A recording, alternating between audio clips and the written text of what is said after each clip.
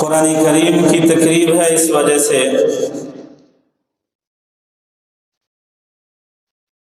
اس پر کچھ معروضات پیش کرنا چاہتا ہوں۔ قرآن کریم کے حوالے سے مجھ جیسے طالب العلم کی نظر سے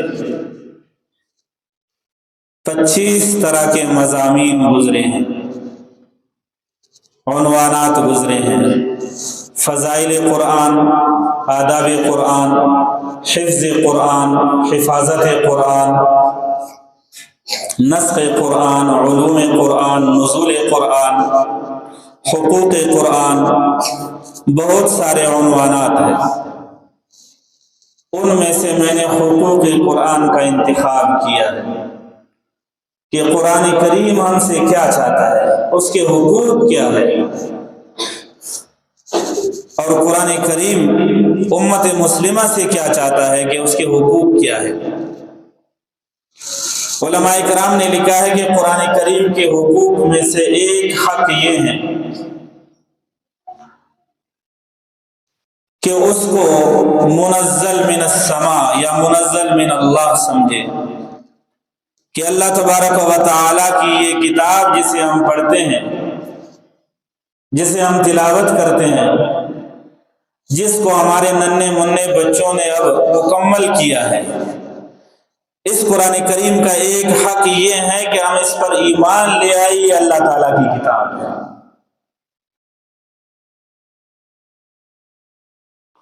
اور اس کے ساتھ ساتھ یہ بھی ہم تسلیم کر لیں کہ یہ اللہ تعالیٰ کی جس طرح کتاب ہے اسی طرح اللہ تعالیٰ کا کلام بھی ہے، اور یہ قرآن پاک کی امتیازی شان ہے کہ وہ کلام الہی بھی ہے اور کتاب الہی بھی ہے۔ آسمانی کتابیں بہت نازل ہوئی ہیں، انبیاء اکرام کو بہت ساری کتابیں ملی ہیں، صحائف ملے ہیں، مگر ان کو ہم کتاب تو کہہ سکتے ہیں مگر کلام نہیں کہہ سکتے۔ کتاب اور ہے، کلام اور ہے۔ کتاب کتابت سے ہیں، لکھنے سے ہیں، یعنی وہ کتابیں تھی وہ لکھی ہوئی ملی ہے، تورات کے تختے ملے ہیں، انجیل بھی لکھا ہوا ملا، زبور کا بھی یہ حال ہے۔ ان کو ہم کتاب تو کہہ سکتے ہیں مگر کلام الہی نہیں کہہ سکتے۔ یہ قرآن کریم کی شان ہے اور اس کی عزت اور عظمت ہے کہ جس طرح وہ کتاب الہی ہے اسی طرح یہ کلام الہی بھی ہے۔ کلام تکلم سے ہے، گفتگو سے ہے، جو کچھ رب نے بولا وہی ہماری کتاب بن گئی، جو کچھ رب نے ارشاد فرمایا وہی ہماری کتاب بن گئی، جو کچھ اللہ تبارک و تعالی نے گفتگو فرمائی وہی ہماری کتاب بن گئی۔ گویا یہ کتاب الہی بھی ہے اور کلام الہی بھی ہے، باقی کتابیں کتاب الہی ہے، کلام الہی بھی ہے۔ گویا خوش نصیب ہیں ہمارے وہ بچے جنہوں نے کتاب الہی کے ساتھ ساتھ کلام الہی کی بھی تکمیل کر دی ہے۔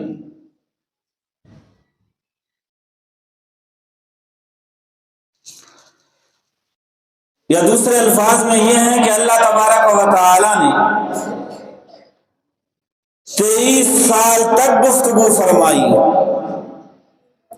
کیونکہ نزول قرآن کی مدت عام طور پر 23 سال بتائی جاتی ہے، اگرچہ بعض نے تحقیق کی ہے 22 سال 5 ماہ 14 دن بتا دیا ہے، لیکن مشہور یہی ہے کہ 23 سال ہے۔ گویا 23 سال تک رب تعالی گفتگو فرماتے رہے، اور سیدنا جبرائیل امین علیہ الصلوۃ والتسلیم 26,000 مرتبہ آتے جاتے رہے، اس کے بعد یہ کتاب مکمل ہو گئی۔ سیدنا علی مرتضیٰ رضی اللہ تعالیٰ عنہ فرماتے ہیں جو آدمی یہ چاہے کہ میں رب سے گفتگو کر لوں، اسے چاہیے کہ وہ قرآن پاک کی تلاوت کرے۔ جو یہ چاہتا ہے میں رب سے ہم کلام ہو جاؤں، اسے چاہیے کہ قرآن کریم کی تلاوت کرے۔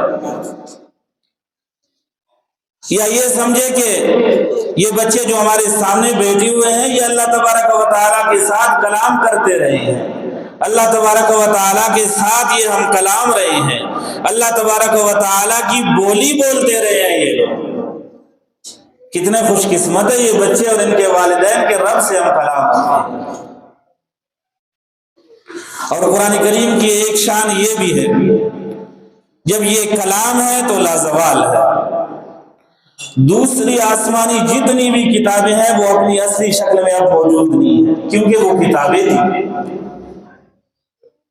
اور یہ کتاب کے ساتھ ساتھ کلام بھی ہے، اس وجہ سے یہ لازوال بھی ہے۔ اللہ تبارک و تعالیٰ بے عیب تو اس کا کلام بھی بے عیب ہے۔ اللہ تبارک و تعالیٰ ہمیشہ سے ہے تو قرآن کریم پر بھی زوال نہیں آئے گا۔ اللہ تعالیٰ فانی نہیں ہے تو کلام الہی بھی فانی نہیں ہے۔ جب فانی نہیں ہے تو اس کے لیے حفاظت کی ضرورت ہے۔ جس طرح کتاب ہے، جس طرح کلام ہے، اسی طرح محفوظ بھی ہے۔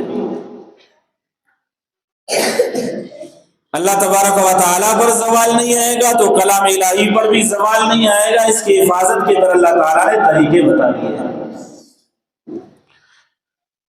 یہ کتاب اللہ تبارک و تعالیٰ کے ہاں محفوظ تھی، پھر محفوظ طور پر اس نے جبرائیل کو تدریجی طور پر حکم دیا کہ رسول اللہ کے قلب انور پر اور قلب اطہر پر لے آئے۔ پیغمبر علیہ السلام نے اسے محفوظ کیا، جبرائیل نے محفوظ طور پر لے آئے۔ پھر پیغمبر علیہ السلام نے صحابہ کرام کو تعلیم دی اور محفوظ طور پر صحابہ کرام نے اس کی تعلیم دی تابعین کو، پھر تابعین نے اس کو تابعین کو تعلیم دی، ذرہ برابر ادھر ادھر نہیں ہو، محفوظ طور پر۔ پھر مفسرین نے اس کی تفسیر کی، اس طرح اس کی حفاظت کی، مبلغین نے تبلیغ کر کے اس کی حفاظت کی ہے، علماء کرام نے درس دے کر اس کی حفاظت کی ہے، حافظ قرآن نے حفظ اور ضبط کر کے اس کی حفاظت کی ہے، اور ناظرہ خوان نے ناظرہ پڑھ کر اس کا حق ادا کرنے کی کوشش کی ہے۔ گویا ہر آدمی نے اپنے اعتبار سے اس کی حفاظت کرنے کی کوشش کی ہے۔ کتابت والوں نے کتابت کر کے اس کی حفاظت کی ہے، اور جلد سازوں نے جلد بندی کر کے اس کی حفاظت کی ہے، کیونکہ یہ کتاب اللہ ہے، پھر کلام اللہ ہے، پھر محفوظ بھی ہے، اور یہ اس کے ذرائع ہے۔ اب بات حفاظت کی آ گئی، اب ہم یہ کہتے ہیں کہ بھئی ہم حفاظت کرنے والوں میں سے کس کاتے میں ہیں؟ ہم صحابہ کرام تو نہیں ہیں، ہم تابعین و تابع تابعین بھی نہیں ہیں۔ ہم اگر عالم ہیں تو قرآن کریم کو ایک طرح سے ہم بھی حفاظت کرنے کی کوشش میں ہیں۔ اگر ہم حافظ قرآن ہیں تو پھر ایک طرح سے ہم قرآن کریم کی حفاظت کرنے کی کوشش میں ہیں۔ اگر ہم مدرس ہیں تو درس کے ذریعے سے قرآن کریم کی حفاظت کی کوشش کر رہے ہیں، اور اگر ہم مدرس نہیں ہیں، تبلیغی ہے، تبلیغ میں لگے ہیں، تب بھی ایک اعتبار سے ہم اس کھاتے میں ہیں کہ قرآن کریم کی حفاظت کا کام کر رہے ہیں۔ اگر عالم نہیں ہے، حافظ نہیں ہے، تبلیغ میں بھی نہیں لگا ہوا ہے، مدرس بھی نہیں ہے، مفسر بھی نہیں ہے، تو اس کا مطلب یہ ہو گیا کہ ہمارا کھاتا ابھی تک مکمل نہیں ہے۔ کوشش کرے کہ تبلیغ میں لگ جائے تاکہ قرآن کریم کی ایک طرح سے ہم حفاظت کر سکیں۔ وقت اجازت نہیں دیتا، اب عمر کی جانب سے اجازت نہیں ہے،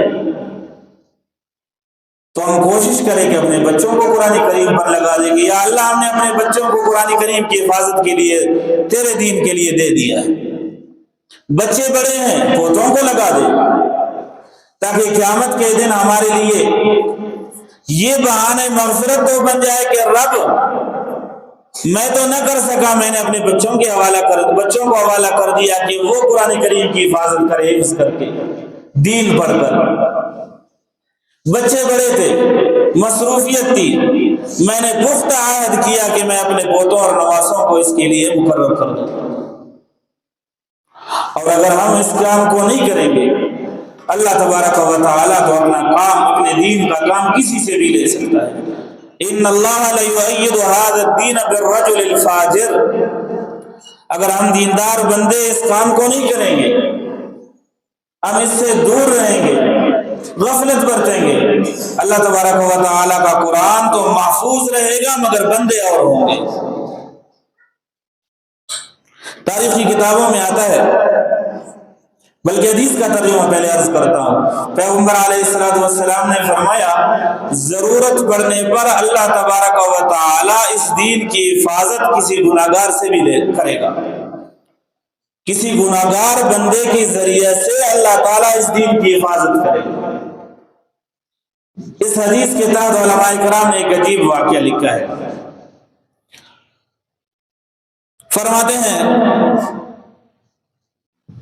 کہ ظاہر بات ہے کہ قرآن کریم ابتدا میں تو اس پر نہ زیر زبر پیش تھا نہ کہ نقطے تھے، ایسے ہی پڑھتے تھے، لوگوں کی عادت بن گئی تھی، جس طرح کہ اردو میں زبر زیر پیش نہیں ہوتا ہے اور انگریزی میں بھی زبر زیر پیش نہیں ہوتا ہے، لیکن لوگ پڑھتے ہیں۔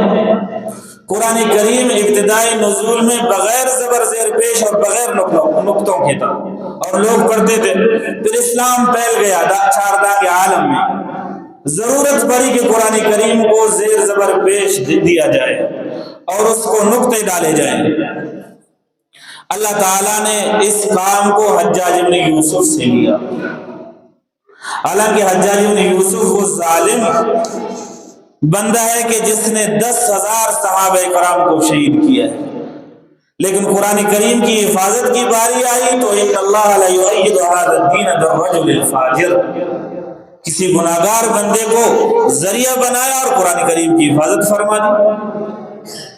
اس نے زیر زبر پیش لگانا شروع کر دیا، علماء کرام کو بلایا، بڑی ترتیب کی اس نے، علماء کرام کی زیر نگرانی یہ کام جب شروع ہو گیا تو قسطنطنیہ سے ایک وفد آیا یہود کا۔ انہوں نے کہا دیکھیں حجاج بن یوسف اپنے قرآن پاک میں زیر زبر لگوا رہا ہے، لاکھوں کی تعداد میں زیر زبر ہوں گے، لاکھوں کی تعداد میں نقطے ہوں گے، لیکن ان کے قرآن کریم میں ایک واقعہ ہے سیدنا موسیٰ علیہ السلام اور سیدنا خضر علیہ السلام کا، کہ وہ اپنے زمانے میں ایک علاقہ گئے تھے، پھر اہل علاقہ سے انہوں نے یہ کہا تھا کہ کھانا کھلائیں گے، لیکن انہوں نے انکار کیا تھا، کھانا نہیں کھلایا تھا انبیاء اکرام کو۔ قرآن کریم نے انہیں یاد کیا اس الفاظ میں، ان الفاظ میں فَأَبَوْا أَن يُضَيِّفُوهُمَا، انہوں نے انکار کیا اس بات سے کہ انبیاء اکرام کی مہمان نوازی کریں۔ تو یہ وفد نے سوچا کہ ایک بڑا کام ہو رہا ہے، لاکھوں کی تعداد میں حرکات لگائے جا رہے ہیں، نقطے لگائے جا رہے ہیں، اس طرح کرتے ہیں، جا کے حجاج بن یوسف کو کہتے ہیں اس ابو کو اتو میں تبدیل کرو، ابو میں با ہے، اتو میں تا ہے، کوئی بڑی بات نہیں ہے، ایک نقطہ جو نیچے ہے اس کو اوپر رکھے گا، کوئی تبدیلی نہیں ہے، پھر اس میں ایک نقطہ کا اضافہ کرے گا، پھر ہم قیامت تک بدنامی سے بچ جائیں گے۔ لوگ قرآن کریم کو پڑھیں گے تو اس طرح پڑھیں گے جو انہوں نے انبیاء اکرام کی دعوت کی، بدنامی سے بچ جائیں گے۔ چنانچہ یہ وفد آیا، حجاج بن یوسف سے ملاقات کی اور اسے بتا دیا کہ ہمارا یہ خیال ہے کہ قرآن کریم میں لاکھوں حرکات ڈال رہے ہیں، آپ نقطے ڈال رہے ہیں، بس ابو کو اتو بنا دو، کوئی پہچانے گا نہیں، ہم بدنام بھی نہیں ہوں گے اور قرآن کریم میں اتنی بڑی تبدیلی بھی نہیں ہوگی۔ لکھا ہے کہ حجاج بن یوسف وہاں سے اٹھا، گھر جا کر تلوار اٹھائی، وفد کے تمام بندوں کا سر قلم کر دیا اور اعلان کر دیا کہ جو قرآن کریم میں ایک نقطے کی تبدیلی کا قائل ہوگا اس کا یہی اشر ہوگا۔ ان اللہ لا یؤید ھذا الدین بالرجل الفاجر، اللہ تعالیٰ اپنے دین کا کام کسی رجل فاجر سے بھی لیتا ہے، تو ہم کوشش کریں اور رب سے مانگے یا اللہ اس دین کے لیے اور اس کی خدمت کے لیے ہمیں قبول و مقبول فرما دے۔ معارف القرآن میں ایک عجیب واقعہ لکھا ہوا ہے، مامون رشید سالانہ ایک اجلاس بلاتا علماء کا، اس میں علماء کرام کو گفتگو کرنے کی اجازت ہوتی، بڑے بڑے علماء کرام آتے ہیں،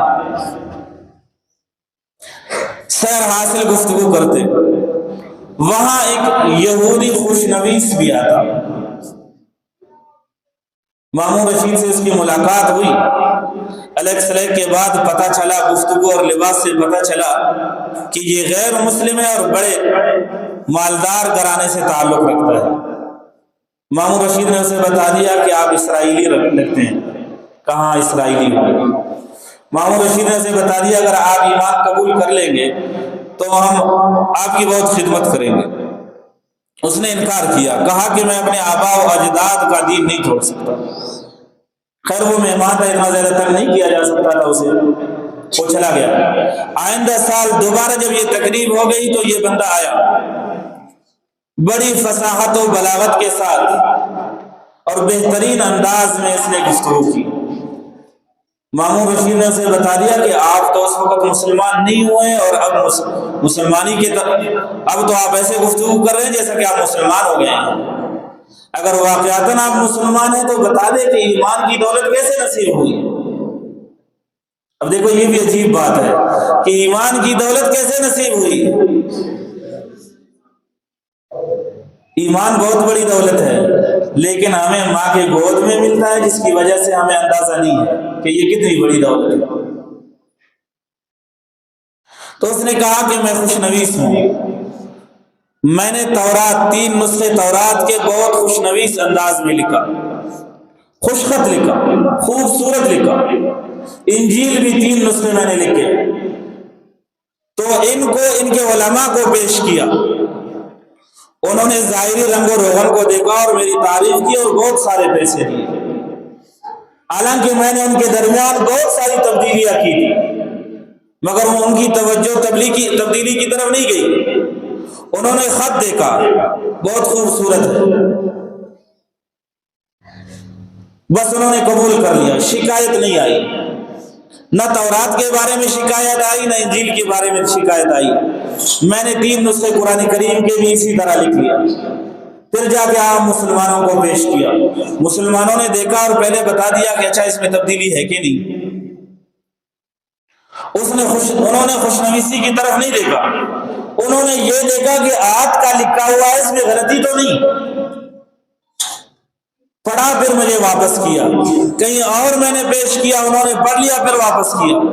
میں سمجھ گیا کہ جو لوگ جن کے قرآن محفوظ ہے ان کا دین بھی سچا ہے، اس وجہ سے میں نے اسلام قبول کر لیا۔ یہ کتاب الہی ہے، یہ کلام الہی ہے، یہ محفوظ بھی ہے، یہ منزل من السماء، ماننا اس کا حق ہے۔ اور قرآن کریم کا دوسرا حق یہ ہے کہ اسے تلاوت کی جائے۔ اگر ہم سویرے سویرے اخبار پڑھیں گے، قرآن کریم کو نہیں پڑھیں گے تو قرآن کریم کے حق سے ہم نہیں بچ سکیں گے۔ ہمارے اساتذہ کرام ہمیں فرمایا کرتے تھے کہ اسباق میں جتنے بھی مصروف رہو مگر چلتا پھرتا سویرے 1 رکوع تو قرآن پاک کا پڑھو۔ یہ کتاب تلاوت ہے، اس کو پڑھنا چاہیے اور یہ اس کی حیثیت اور شان ہے۔ باقی جتنی آسمانی کتابیں گزری ہیں وہ کتاب تلاوت نہیں تھے، بلکہ ان کو لا کی کتاب سمجھے، آپ قانون کی کتاب سمجھے۔ کوئی مسئلہ پیش آیا، پوائنٹ کی ضرورت پڑی، اس کے ورق گردانی کی اور اس کو بند کر دیا۔ مسلسل طور پر، مستقل طور پر اس کو تلاوت نہیں کی جاتی تھی، ان کی تلاوت نہیں ہوتی تھی۔ یہ قرآن کریم ہے جس کی تلاوت بھی ہوتی ہے۔ حدیث کی کتابوں میں آتا ہے زمین و آسمان کی تخلیق سے پہلے اللہ تبارک و تعالیٰ نے خود قرآن کریم کے حصے کی تلاوت فرمائی ہے۔ جب فرشتوں نے سنا، پیغمبر علیہ السلام فرماتے جب فرشتوں نے سنا بہت خوش ہوئے اور انہوں نے کہا کہ مبارکباد کے لائق ہے وہ امت جس کے حصے میں قرآن کریم ہے۔ کتنی خوش نصیب ہے وہ زبانیں جو قرآن کریم اس کتاب کی تلاوت کرے گی، اور کتنے خوش نصیب ہے وہ سینے کہ جن میں ایک اس قرآن کی یہ قرآن محفوظ رہے گا، اور کتنے خوش نصیب ہے وہ کان جو اس قرآن کریم کو سنے۔ حدیث کی کتابوں میں آتا ہے پیغمبر علیہ السلام فرماتے ہیں جو آدمی قرآن کریم کی تلاوت کرے گا اللہ تبارک و تعالی سن کر بہت خوش ہوتا ہے۔ خود پیغمبر علیہ السلام بھی اس کی تلاوت فرماتے تھے۔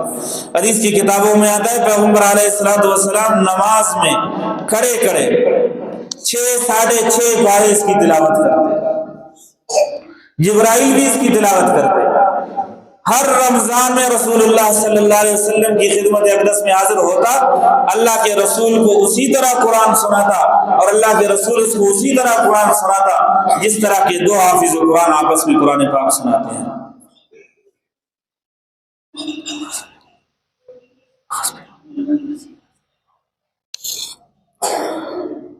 تو قرآن کریم کی تلاوت کو حرز جان بنائیں اور قرآن کریم کے لیے روزانہ اتنا مقدار مقرر کرے کہ ہم قرآن کریم کی تلاوت کریں، اور قرآن کریم کی تلاوت کے لیے ابتدائی دن میں وقت مقرر کریں، بعد میں پتہ نہیں موقع ملے یا نہ ملے۔